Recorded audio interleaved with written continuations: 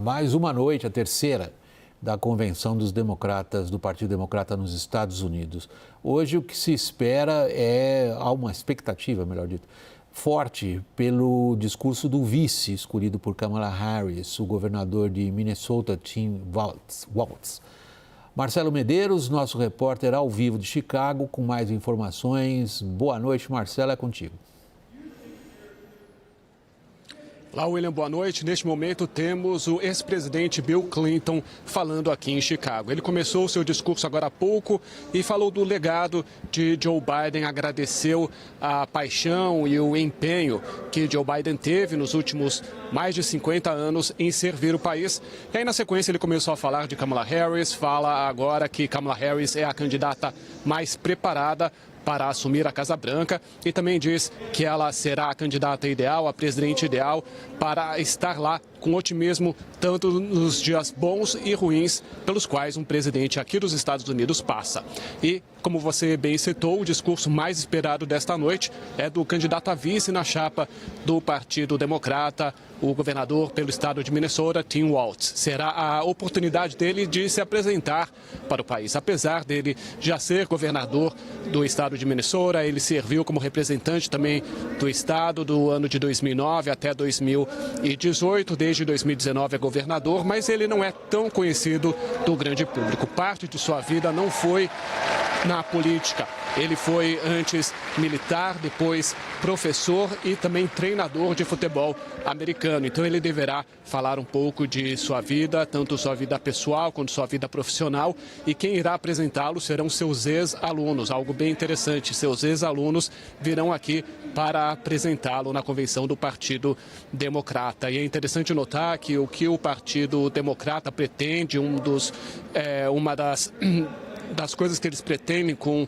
Tim Walz como vice na chapa é fazer com que ele fale a classe média americana. Ele que é da classe média, ele que nasceu e cresceu no estado de Nebraska. Ele, como dizem os democratas, ele é uma pessoa que tem uma boa conversa, uma pessoa que alegra o ambiente e até, segundo eles dizem, é aquela pessoa com quem a gente gostaria de estar sentado num bar para tomar uma cerveja e bater um papo. Então eles querem que, com isso, a classe média americana, o eleitor médio americano, tanto democratas quanto republicanos se identifiquem com eles. Então eles querem até, inclusive, isso, fazer com que ele seja a figura dentro dessa chapa que consiga tirar votos do Partido Republicano e atrair para os democratas. William. Obrigado, Marcelo. Boa noite para você aí em Chicago. Tiago, a gente está se aproximando do momento no qual nós vamos ter que saber o que pensa Kamala Harris sobre alguns dos assuntos mais, digamos, mais difíceis, né, nessa campanha para ela, da perspectiva dela. Oriente Médio e inflação. Vamos começar pelo Oriente Médio? Olha, realmente, a Kamala Harris ela estava vivendo toda a onda da chegada, da novidade. Isso deu um boost, catapultou a campanha dela, onde ela conseguiu reverter várias posições em pesquisas em relação ao Trump, mas agora é a hora que as pessoas estão fazendo perguntas para ela. E o Oriente Médio é algo extremamente complexo para ela responder, porque se por um lado tem várias manifestações sendo feitas contra a postura do governo Biden, do qual ela é uma parte ativa, e essa postura é contra o apoio que o governo Biden tem dado a Israel. Por outro lado, ela também não quer ferir grande parte do eleitorado democrata se colocando contra Israel. Então, é uma situação muito complexa para ela, onde não existe uma saída fácil, não existe uma saída clara, mas o que ela pode fazer é tentar expandir um pouco a narrativa, buscando falar sobre a volta dos Estados Unidos, ou do respeito dos Estados Unidos em determinadas regiões do mundo. E isso é algo que ela já criticou várias vezes no governo Trump, como ele conseguiu fazer com que os Estados Unidos perdessem o respeito, tivesse o respeito perdido por vários dos aliados, e essa é a narrativa que ela pode trazer. Agora, defender claramente Israel é um tiro no pé. E também atacar claramente Israel é um outro tiro no pé. Para ela, ou ela entra numa narrativa um pouco mais ampla e geral, ou ela se abstém desse assunto. Bom, o Tiago estava mencionando algo em relação ao que a Kamala Harris vem dizendo, quer dizer, o respeito no mundo pelos Estados Unidos.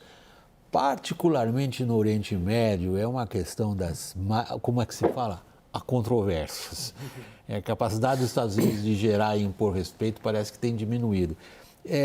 Lorival, só uma questão operacional. Você quer entrar no assunto agora? Porque eu tenho uma reportagem da nossa correspondente exatamente sobre os Estados Unidos no Oriente Médio. Vamos ouvi-la primeiro e depois voltamos com essa questão? Vamos. Então, pessoal, vamos ver o seguinte. Para vocês terem uma ideia do que é que está em jogo agora na Convenção dos Democratas, fora toda, digamos, toda a encenação. A gente tem uma viagem importante do secretário de Estado americano, Antony Blinken, a Israel. Essa viagem, ela acabou sem um acordo de cessar-fogo. É um acordo pelo qual os Estados Unidos se empenharam e vinham afirmando que Israel teria concordado, mas não teria a resposta do Hamas. Isso tem uma enorme importância no debate político doméstico, como a gente está vendo. Enquanto isso, para agravar ainda mais essa questão, novos ataques levaram, se é que a gente pode falar que ainda dá para elevar mais o nível de preocupação e tensão no Oriente Médio entre Israel e Hezbollah. A reportagem da nossa correspondente em Nova York, Mariana Giangiacomo.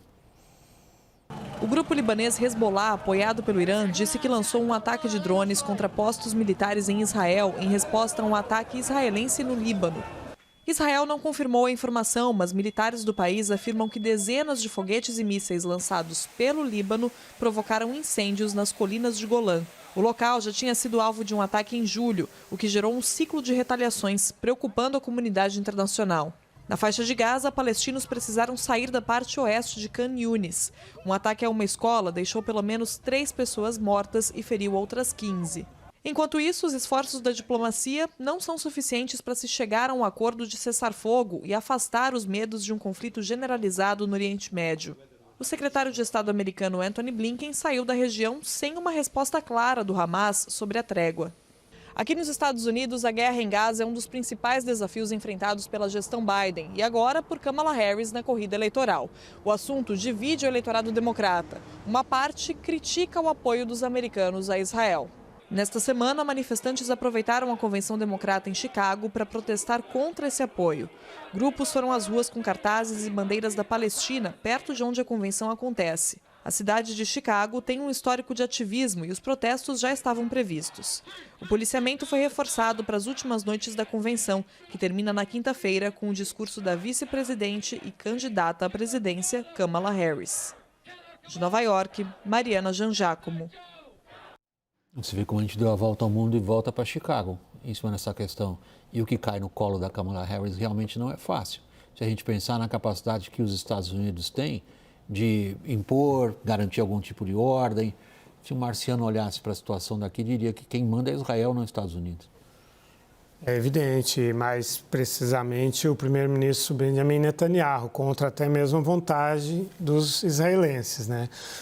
Que gostariam que ele priorizasse a libertação dos reféns. 6 reféns pareceram mortos, né? Foram trazidos os corpos deles ontem.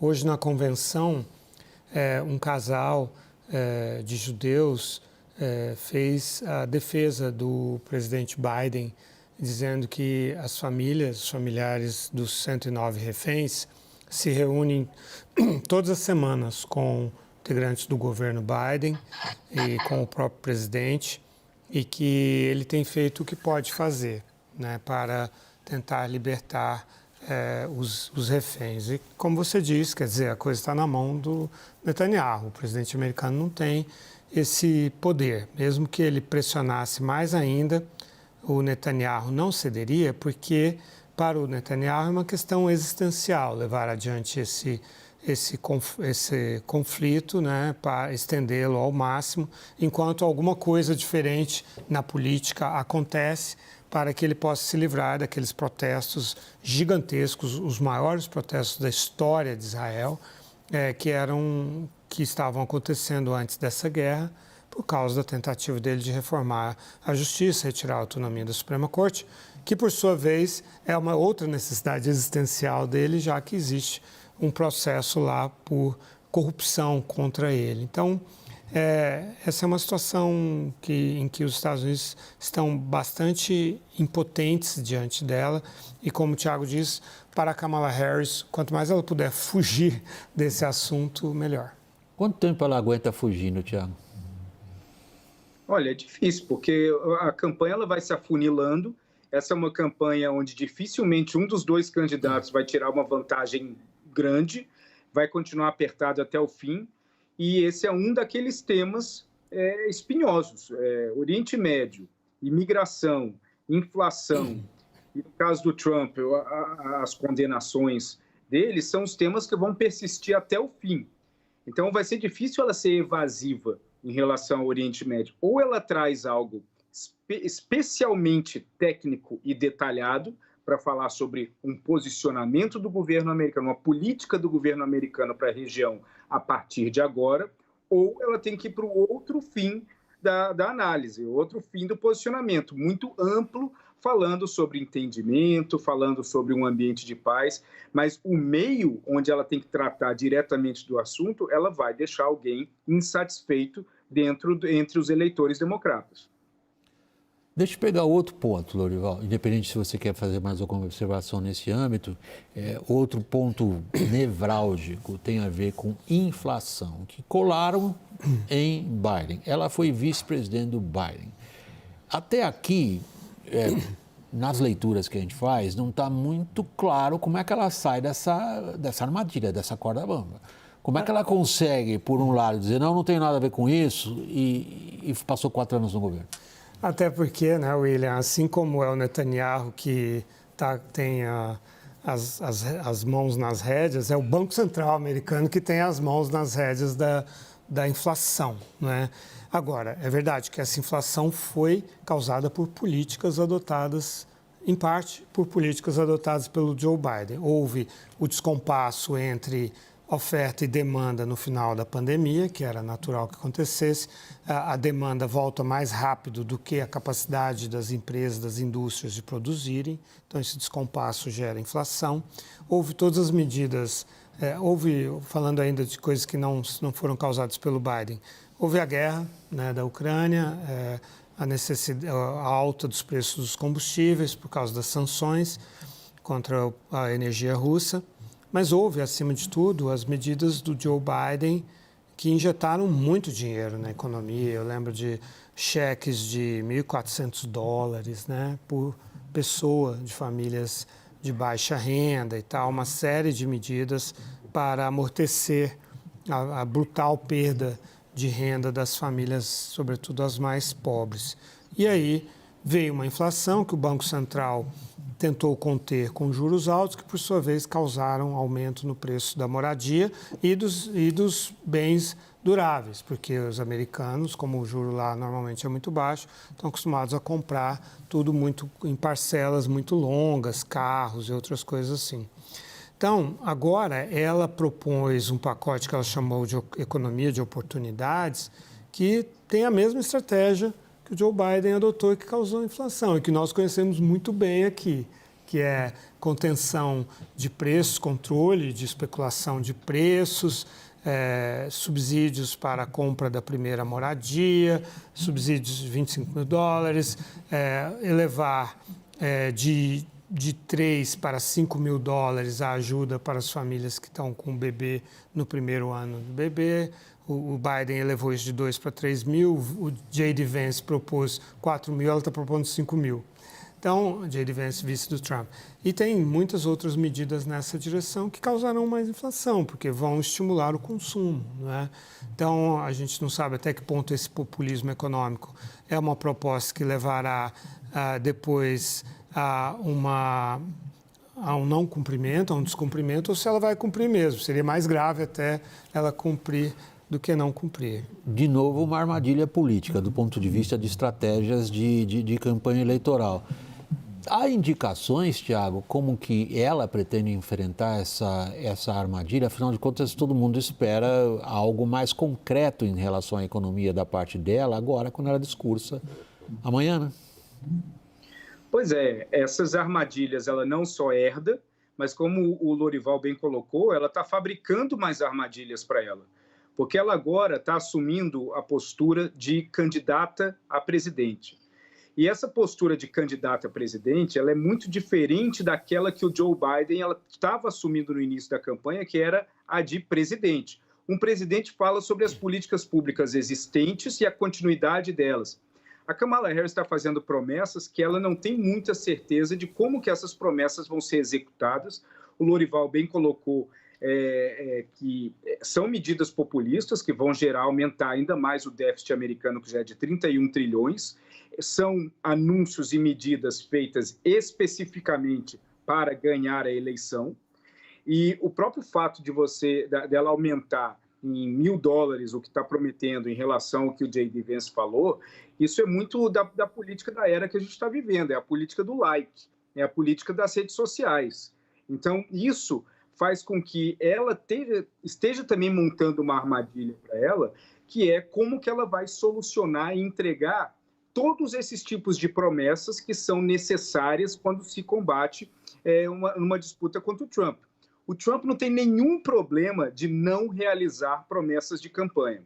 A Kamala Harris, nós ainda não sabemos como é que isso vai ser. Mas, de fato, são armadilhas que ela está criando.